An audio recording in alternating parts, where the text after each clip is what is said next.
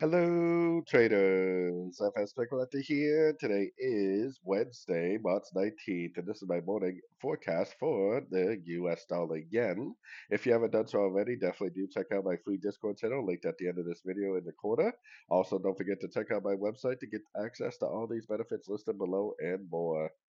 So anyways, the US dollar again on the daily time frame, I got my Fibonacci retracement on this move down right here. Now I kind of suspect that because of the JPY basket that this may actually keep going up and breaking structure and it may actually be into an uptrend. But because the structure is down, because the trend is technically down, I am definitely watching these fib levels to see if we get a break of structure on sort of time frames confirming that it is a crescent and that it is going back down.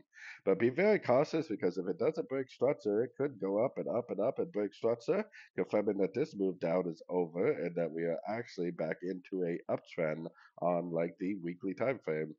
So going down to the 1 hour time frame, I got my structure level right here.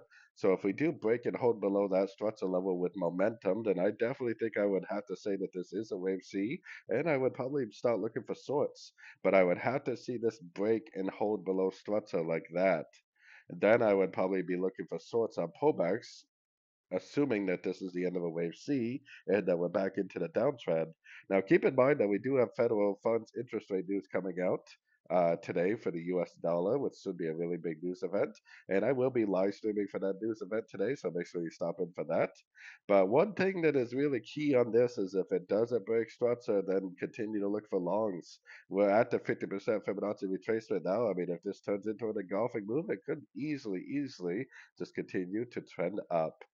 So keep an eye on your structure, and as always, keep an eye on your Fibonacci levels, and hopefully you'll be trading in the right direction. So don't forget to join my free Discord channel linked down here in the corner, and as always, thank you for watching and happy trading.